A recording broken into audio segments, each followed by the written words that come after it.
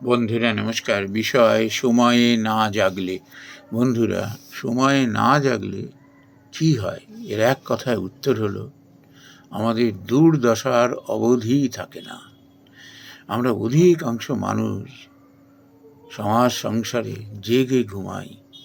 চোখের সামনে অন্যায় অবিচার হয়ে যায়, আমরা দেখেও দেখি না, শুনেও শুনি না। ওর হয়েছে তা আমার কি? আমরা একবারও ভেবে দেখি না আজকে ওর হয়েছে কাল আমার হবে। দুষ্ট শক্তি, অশুভ শক্তি কাউকে রেয়াত করে না, কাউকে রেয়াত করে না। তার কাছে না আছে ধর্ম, না আছে ন্যায়, না আছে নীতি, না সত্য, না তারা ঈশ্বরে বিশ্বাসী।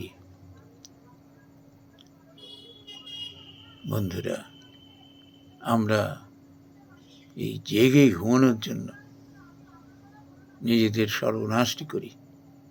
আমাদের আর দুর্দশার অবধি থাকে না।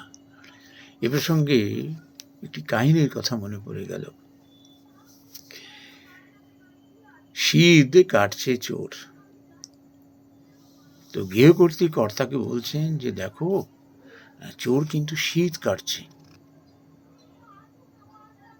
আমি কিন্তু শুনতে পাচ্ছি। তো গৃহকর্তা বলছে দেখি না কি কয়, দেখি না কি করে, দেখি না কি হয়। চোর যখন শীত কেটে ঘরের ভেতর ঢুকে পড়েছে, তখনও গৃহকর্ত্রী সাবধান করে দিয়ে বলছেন চোর যে ঢুকে পড়লো ঘরে। গৃহকর্তা তখনও বলছে দেখি না কি হয়। তারপর যখন ওই ঘরের সমস্ত জিনিসপত্র নিয়ে সে বেরিয়ে যাচ্ছে, শেষবারের মতো তখনও গৃহকর্তাকে সাবধান করে দিয়ে বললেন যে ওকে ধরো, সব যে নিয়ে বেরিয়ে গেল, দেখি না কি হয়। এরকমই সুখ্যাত অভিনেতা ভানু বন্দ্যোপাধ্যায়ের একটি কমিকের কথা মনে পড়ে গেল। একজন গৃহস্থ এমনই উকিলের পাল্লায় পড়েছে, তার সাজা হয়ে গেল। তখন বলছে আমার যে সাজা হয়ে গেল। উকিল বলছে তাতে কি হয়েছে, আমি তো আছি। সেই সাজায় যখন তার ফাঁসির হুকুম হয়ে গেল, সে যখন জানাচ্ছে কাতরভাবে আমার যে ফাঁসির হুকুম হইয়া গেল, তখন সে উকিল বলছে ওরে ঝুল্লা পড়, আমি তো আছি। তো বন্ধুরা, আমরা যারা সমাজ সংসারে জেগে ঘুমাই না, আমাদের অবস্থা ঠিক এরকম। চোখের সামনে আমরা মানুষগুলো দেখতে পাচ্ছি কি নিকৃষ্ট চরিত্রের। আগে তো এরকম সোশ্যাল মিডিয়া ছিল না। এখন তো সোশ্যাল মিডিয়ার দৌলতে আমরা মানুষগুলোকে দেখতে পাচ্ছি কি ভয়ঙ্কর রূপ, কি দানবীয় তাদের প্রকাশ, কুকথা, হিংসা, দেশ, আস্ফালন, মিথ্যাচার। চোখের সামনে মানুষগুলোকে দেখতে পাচ্ছি।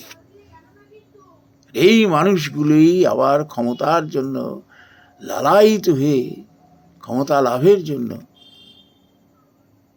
কিভাবে তারা চেষ্টা করে যাচ্ছে। তার কারণ কি? এত স্পর্ধা তারা পায় কোথায়? আমরা যেহেতু জেগে ঘুমাই, তারা সাহস কি করে করে এইরকম নিকৃষ্ট চরিত্র নিয়ে, স্বভাব নিয়ে, এরকম হিংসা, দেশ, অধর্ম নিয়ে, এইরকম মিথ্যাচার করে, এইরকম মানুষের উপর পীড়ন করে, আস্ফালন করে কি করে আমরা স্পর্ধা দেখাই ক্ষমতা লাভের? আমরা জেগে ঘুমিয়ে থাকি, তাই এইভাবে এরা স্বপ্ন দেখে। বন্ধুরা, অশুভ শক্তি, দুষ্ট শক্তির কাছে কোনো ন্যায় নীতি বলে কিছু থাকে না। যেন তেন প্রকারণে ক্ষমতা লাভ, এই ক্ষমতা লাভের জন্য এসে পায়ে পড়বে, গড়াগড়ি খাবে। একবার তা লাভ হয়ে গেলে তখন তার আসল স্বরূপ ফুটে বেড়ায়। আর তখন সেই ক্ষমতা কুক্ষিগত করবার জন্য, ক্ষমতা ধরে রাখবার জন্য মানুষের উপরে অকথ্য পীড়ন চালায়, অত্যাচার চালায়। সাম দাম দণ্ড ভেদ কিচ্ছু বাদ রাখে না। আর আমরা ওই জেগে ঘুমানোর জন্য একবার সে যখন ক্ষমতা পেয়ে যায় তখন একত্রে সব যখন মিলিত হয়ে সেই অশুভ শক্তির বিরুদ্ধে লড়ব, তখনই কিন্তু সেই অশুভ শক্তি নাশ হবে। কিন্তু বন্ধুরা, এই অশুভ শক্তির মানুষ এরা লিখতে পড়তে না জানলে কি হবে? এদের মধ্যে যে এত দুর্বুদ্ধি, এরা ক্ষমাকে এরা দুর্বলতা ভাবে, বিনয়কে এরা কাপুরুষতা ভাবে, সব মানুষকে এরা মূর্খ ভাবে। এরা ভাবে যে তার কখনো নাশ হবে না। তার কারণ কি? এরা তো পুরাণও জানে না, ধর্মের যে নানান কাহিনী তা দেখেও ওদের শিক্ষা হয় না, ইতিহাসও জানে না। এরা ভাবে এর ক্ষেত্রে ব্যতিক্রম হবে, তাকে কেউ ক্ষমতাচ্যুত করতে পারবে না। এটা হয় কখনো? অশুভ শক্তি রাজ করে ঠিকই, কিন্তু বেশি দিন টিকতে পারে না, তার অবস্থা হয় ভয়ঙ্কর। শ্রী চণ্ডী থেকে তো আমরা সেই শিক্ষা পাই। দেবতার বরে তারা ক্ষমতা পেল, তারপর সেই দেবতাদেরই স্বর্গ ছাড়া করে দিল। অশুভ শক্তির কাছে কৃতজ্ঞতা বলে কিছু থাকে না, ন্যায় নীতি ধর্ম বলে কিছু থাকে না, তাদের মধ্যে মানবিকতা বলে কিছু থাকে না। তাদের একটাই হলো কাজ, ক্ষমতা ভোগ করা। ক্ষমতার জন্য যত নিকৃষ্ট পথে যাওয়া যায় যাওয়া, ভোগ বিলাসে মেতে ওঠা। এই মানুষের দুর্বুদ্ধি একে নাশ করে দেয়। নাশ তো হয়, কিন্তু আমরা জেগে ঘুমাই বলে না, দেরি হয়ে যায়।